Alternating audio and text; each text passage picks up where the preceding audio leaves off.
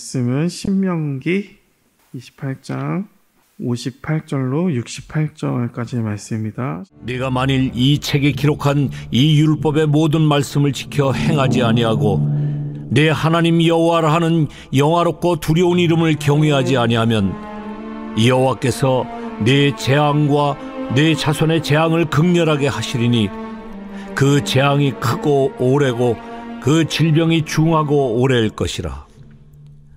여호와께서 네가 두려워하던 애굽의 모든 질병을 네게로 가져다가 내 몸에 들어붙게 하실 것이며 또 이 율법책에 기록하지 아니한 모든 질병과 모든 재앙을 네가 멸망하기까지 여호와께서 네게 내리실 것이니 너희가 하늘의 별같이 많을지라도 네 하나님 여호와의 말씀을 청종하지 아니하므로 남는 자가 얼마 되지 못할 것이라.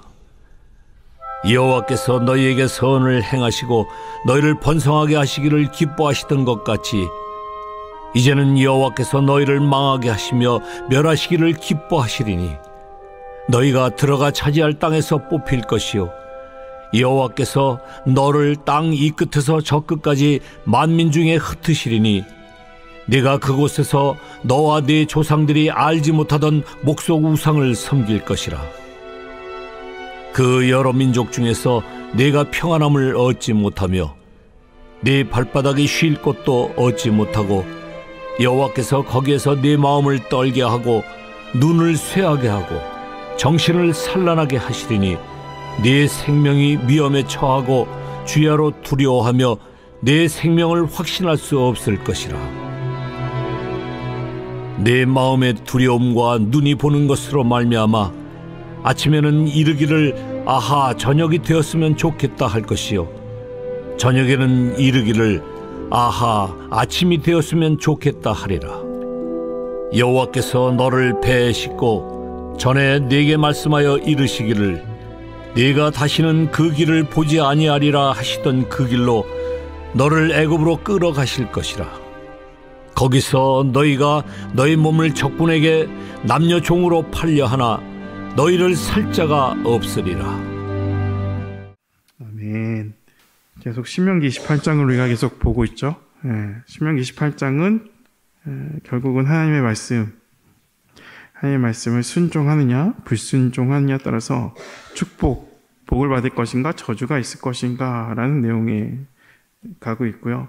그래서 28장을 좀 전체를 다시 한번 보면 1절부터 14절까지가 축복, 하나님의 축복, 너희가 순종했을 때 오는 축복의 이야기고 15절부터 오늘 말씀 68절까지의 말씀이 불순종에 따른 저주에 대한 이야기가 내용이 있습니다. 그러니까 순종을 통해 복받는 내용보다 사실 이제 한 3배가량 더 많은 기록이 저주의 내용이 기록되어 있다는 거죠. 하나님의 축복은 조건적이라는 것을 또 이 말씀을 통해서 알게 되고요. 당연히 알듯이 그냥 인과응보, 그렇죠. 순종하면 복을 받고 불순종하면 벌을 받는다, 심판을 받는다라는 것을 아주 잘 나타내는 내용이고요. 그리고 하나님께서 심판에 대해서 얼마나 충실했는지 알게 해주는 28장의 말씀입니다. 자, 우리가 어제 이제 마지막 절을 보면은, 그죠? 끔찍한 일이 벌어지죠. 아이를 먹었는데 몰래 숨어서 먹는 그런 일이 있을 것이다 라고 이야기하고, 이런 일들이 누구한테 임하느냐? 내가 만일 이 책에 기록한 이 율법의 모든 말씀을 지켜 행하지 아니하고 내 하나님 여호와라 하는 영화롭고 두려운 이름을 경외하지 아니하면, 하나님의 율법을 지켜 행하지 않고 하나님을 경외하지 않는 자들, 그들에게 여호와께서 내 재앙과 내 자손의 재앙을 극렬하게 하시리니 그 재앙이 크고 오래고 그 질병이 중하고 오래일 것이라. 여호와께서 내가 두려워하던 애굽의 모든 질병을 내게로 가져다가 내 몸에 들러붙게 하실 것이며 라고 되어 있습니다. 그러니까 애굽에서 하나님께서 행하셨던 10가지 재앙과 같은 일들을 이스라엘 가운데서 동일하게 행하신다는 거고, 그렇죠? 그리고 61절에 이제 이 율법책에 기록하지 아니한 모든 질병과 모든 재앙을 내가 멸망하기까지 여호와께서 내게 내리실 것이니 라고 되어 있습니다. 그렇죠? 이 율법책은 신명기에 있다는 거죠. 신명기에 기록하지 않은 모든 질병이 이스라엘 가운데 임하게 된다. 그러니까 질병하면 사실 우리는 너무나 가까이 경험했던 코로나라는 질병 가장 많이 떠오르죠. 그러니까 신명기가 기록할 때는 이 코로나가 없었는데 우리는 코로나를 경험했다는 거죠. 앞으로 또 어떤 병을, 어떤 바이러스를 우리가 만나게 될지 모르겠지만 그때마다 우리가 기억해야 될 것이 어떻게 보면은 하나님께 순종하지 않음이 이상한 질병의 원인이 될 수 있다라는 것을 우리가 좀 돌아볼 수 있다는 거죠. 우리가 알지 못하는 질병이 생긴다면 우리가 성도는 우리의 우리됨을 다시 한번 돌아보며 하나님 앞에 나갈 필요가 있다라는 거죠. 그래서 62절 또 보면요. 너희가 하늘의 별같이 많을지라도 내 하나님 여호와의 말씀을 청종하지 아니함으로 남는 자가 얼마 되지 못할 것이라 라고 되어 있어요. 하늘의 별 하면 여러분 떠오르는 인물이 있나요? 네. 창세기에 아브라함이라는 사람이 있었죠. 아브라함에게 하나님께서 자손을 하늘의 별같이 그리고 바다의 모래알같이 많게 하시겠다라고 약속을 하셨죠. 정말로 애굽의 창세기에는 70명 정도의 이 야곱의 식구들이 다 내려갔는데 애굽에서 나올 때는 400년 동안에 이 70명이 장정 남자의 숫자만 60만 합하면 남자 외 모든 사람들 다 합하면 200에서 300만 정도의 사람들이 출애굽을 했다라고 되는 거죠. 이스라엘 백성이 하나님의 명령이 근데 그렇게 늘어난 그 백성일지라도 하나님의 명령에 불순종하면 단적인 예로 여러분 이스라엘 남유다가 주전 이제 580년에 멸망한데 그때 이스라엘의 백성이 2만 명밖에 예루살렘에 남지 않았어요. 그러니까 많은 이스라엘 사람이 출애굽 당시에는 여러분 200에서 300만이었던 사람이 이 남유다가 멸망할 때는 2만 명 정도밖에 예루살렘에 남지 않았던 거죠. 많은 이스라엘 사람들이 포로로 끌려가고 잡혀가고 또 바벨론뿐만 아니라 각지에 퍼지면서 흩어져 버리고 단순히 이제 예루살렘에 남아있던 사람들은 정말 2만 명 정도밖에 남아있지 않았다는 겁니다. 그러니까 하나님의 백성이 하나님의 관계를 잘 못하면서 하나님의 무서운 징계가 있을 것이다. 하나님께서 계속 말씀하고 계신다는 거죠. 63절 보면 여호와께서 너희에게 선을 행하시고 너희를 번성하게 하시기를 기뻐하시던 것 같이 이제는 여호와께서 너희를 망하게 하시며 멸하시기를 기뻐하시리니. 역설적인 표현이죠. 죄로 인해서 하나님께서 이스라엘을 이제 쓸어버리겠다, 심판하시겠다 말씀하십니다. 너희가 들어가 차지할 땅에서 또한 뽑힌다 말씀하시는 거죠. 약속의 땅에서 정말 더 이상 약속의 땅을 주셨는데 그 땅에서 더 이상 이스라엘 백성이 살 수 없게 된다 말씀하고 계시는 거예요. 64절 여호와께서 너를 땅의 이 땅 끝에서 저 끝까지 만민 중에 흩으시니 내가 그곳에서 너와 내 조상들이 알지 못하던 목석 우상을 섬길 것이라. 그러니까 이스라엘을 완전히 흩으시겠다라는 것이죠. 그래서 정말 유대인들이 각 지역에 많이 퍼져. 그러니까 요즘을 봐도 유대인들이 없는 곳이 없죠. 그러니까는 각지에 각 퍼지게 된다라는 이야기를 하신 거고. 65절 그 여러 민족 중에 내가 평안함을 얻지 못하며 내 발바닥이 쉴 곳도 얻지 못하고 여호와께서 거기에서 내 마음을 떨게 하고 눈을 쇠하게 하고 정신을 산란하게 하시리니.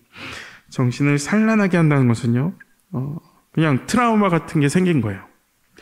그러니까 낙엽 소리만 들어도 놀라는 거예요. 그러니까 누가 자신을 잡아가지 않을까, 적들이 쳐들어오지 않을까라는 두려움 가운데 그들이 트라우마가 생긴 거예요. 두려움 가운데 그렇게 살아간다는 거죠. 그런 상황 가운데 여러분 절대 평안을 누릴 수 없는 상황이 된다는 거죠. 그런 가운데 67절에 내 마음의 두려움과 눈이 보이는 것으로 말미암아 아침에는 이르기를 저녁이 되었으면 좋겠다 할 것이요 저녁에 이르기를 아침이 되었으면 좋겠다 하리라 이야기한다는 거죠. 여러분 힘들고 어려움이 있으면 시간이 잘 안 가는 것처럼 느껴지죠. 어려운 일이 있을 때. 특별히 남자분들이 아시듯이 이제 군대에 있을 때 하루가 너무 길게 느껴지잖아요. 그렇죠? 그럼에도 불구하고 이런 말이 있죠. 군대 국방부 시계는 돌아간다. 그래서 시간이 가고 있는데도 불구하고 힘들고 어려울수록 고난이 있을수록 이 하루가 너무나도 힘든 거죠. 너무나도 길게 느껴지고 그렇게 살아가는 게 고통이다 느낀다는 거예요. 그런 가운데 이스라엘이 있을 수 있다. 지금 하나님께서 말씀하시는 겁니다. 그리고 68절 마지막 절에 여호와께서 너를 배에 싣고 그러니까 이스라엘의 배를 싣고 노예로 팔려간다 이야기하는 거죠. 노예로 팔려가는데 어디로 가냐면 전에 내게 말씀하여 이르기를 내가 다시는 그 길을 보지 아니하리라 하시던 그 길로 너를 애굽으로 끌어가실 것이라. 거기서 너희가 너희 몸을 적군에게 남녀종으로 팔려하나 너희를 살 자가 없으리라 말씀하셨어요. 그러니까 이스라엘 백성이 출애굽 전에는 노예로 있었단 말이죠. 근데 그 노예 삶에 살아서 애굽을 출애굽을 했단 말이에요. 근데 다시 이들이 노예로 팔려갔는데 이제는 애굽에서 이 사람들 노예 취급을 안 하는 거예요. 유대인들에 대해서 이스라엘 백성에 대해서 그냥 거부한다는 거죠. 노예로도 안 산다. 지금 이야기하는 거예요. 그러니까 전혀 어디든지 이 민족이 정말 처절하게 망하고 있다라는 것을 말씀하고 있다는 거죠. 여러분 하나님과 관계가 잘못되었을 때 철저히 하나님이 이 사람을 완전히 낮추신다는 거죠. 이렇게 하나님이 이스라엘 백성을 향해서 심판하실 때 하나님과 나의 관계가 어떠한가 우리는 살펴보아야 된다는 거죠. 돌이켜야 하는데 안 돌아오니까 점점 하나님의 심판의 강도가 무거워질 수밖에 없어요. 세질 수밖에 없어요. 그러니까 한 대 때려서 돌아오면은 한 대면 충분한데 한 대 맞아도 동일하게 안 돌아오니까 2대 맞고 10대 맞는 거라는 거죠. 그래서 하나님께서 심판하실 때 우리가 회개하길 하나님은 기다리고 계신다라는 거죠. 여러분이 목장 모임할 때 제가 청소년분 한 4명, 3명과 함께 한 가스펠 프로젝트라는 책으로 교재로 이제 나누고 있는데요. 그 책의 내용이 이제 창세기부터 쭉 연대기로 보는데 사건마다 예수님의 흔적에 대해서 이야기를 하는 거예요. 창세기 창조 때부터 예수님이 계셨다. 그러니까 2주 전에는 이제 노아의 홍수 심판에서도 내용을 좀 다루고 있었었는데요. 그 내용에 조금 말씀해 보면 창세기 6장 6절에서 7절의 말씀인데 창세기 6장 6절에서 7절 땅 위에 사람을 지었음을 한탄하사 마음에 근심하시고 이르시되 내가 창조한 사람을 내가 지면에 쓸어버리되 사람으로부터 가축과 기는 것과 공중의 새까지 그리하리니 이는 내가 그것을 지었음을 한탄함이라 하시니라. 여러분 하나님께서 홍수 심판하시기 전에 왜 하나님께서 한탄하셨을까요? 하나님은 우리에 대해서 우리는 하나님에 대해서 무지하게 사랑의 하나님 어떻게 그렇게 심판하실 수 있는가 이야기할 수 있죠. 어떻게 홍수를 그렇게 심판할 수 있을까 무자비하시게. 그래서 하나님의 심판하셨던 것이 어떻게 보면은 하나님이 무자비하다, 무서운 하나님이다 라고 여길 수 있는데 그게 아니라는 거죠. 하나님은 그 심판 이전에 그 하나님은 아파하셨다는 거죠. 한탄하셨다는 거예요. 근심하셨다는 거죠. 심판하면서 그 심판을 당연히 받아야 돼라고 여기지 않으셨다는 거죠. 그 안에 하나님의 자비하심과 사랑하심이 담겨 있다는 거죠. 여러분 예레미야라는 선지자가 이스라엘의 심판을 예고할 때 선지자 예레미야가 이스라엘의 심판을 예언하면서 그래 니들 좀 당해봐라, 니들 좀 망해봐라, 니네가 망해야 정신 차리지? 여러분 이렇게 예언하지 않았어요. 예레미야 별명이 눈물의 선지자였다는 거죠. 눈물의 예언자. 그 심판을 예고하면서 가슴이 썩어들고요. 그 심판을 예고하면서 어떤 동족의 그 핍박을 견뎌내기가 어렵고 눈물 쏟지 않으면 그 하룻밤을 견디지 못하는 그렇게 하루하루를 보냈던 예레미야였다는 거죠. 결국 예레미야의 마음이 하나님 아버지의 마음이었다는 거죠. 여러분 선지자의 마음이라는 것이 바로 하나님의 자비로운 그 사랑의 마음이었다는 거예요. 하나님의 말씀에 순종하지 않고 하나님을 경외하지 않으면 여러분, 하나님의 마음은 단순히 우리에 대해서 벌 내리시는 것 같지만 그 마음이 찢어진다라는 거죠. 우리가 벌을 받아서 느끼는 아픔보다 하나님이 더 아파하신다라는 거죠. 여러분, 자녀를 훈육할 때 자녀가 벌 받아서 힘들어하는 그 모습보다, 그렇죠? 그 마음보다 부모의 마음이 더 가슴 아픈 거 아닙니까? 여러분, 결국 하나님의 마음이 큰 일을 향하시죠. 우리를 향한 그 사랑의 마음이 예수님을 이 땅 가운데 보내주시고 우리가 받아야 할 모든 심판과 저주를 하나님이 직접, 예수님이 직접 담당하셨어요. 여러분, 그런 은혜가 우리 가운데 있고 그런 은혜로 오늘도 새날을 허락하였습니다. 여러분, 이 주어진 한 날을 살아낼 때 내가 오늘 하나님께 순종해야 할 일이 무엇인지를 기억하며 또 그 순종의 길을 잘 살아낼 수 있는 저와 여러분 되시기를 축복합니다. 우리 같이 기도하시겠습니다. 하나님 아버지, 감사합니다. 우리가 말씀에 순종할 때 복을 주시는 하나님, 우리가 불순종할 때 저주하시는 그 하나님 사이에 성경의 역사가 진행되는 것을 봅니다. 하지만 결국 예수 그리스도로 우리가 마땅히 받아야 할 심판과 저주를 해결하시고 우리에게 새날을 허락하심에 감사하며 언약을 따르는 저주의 저항도 결국은 하나님이 담당하셨음을 우리가 다시 한번 깨닫게 하시고 그 하나님의 마음을 헤아릴 수 있는 저희들 되게 하심으로 오늘도 우리가 하나님의 자녀로 살아가는 사랑과 진리를 나눌 수 있도록 허락하여 주시옵소서. 예수 그리스도의 이름으로 기도합니다. 아멘.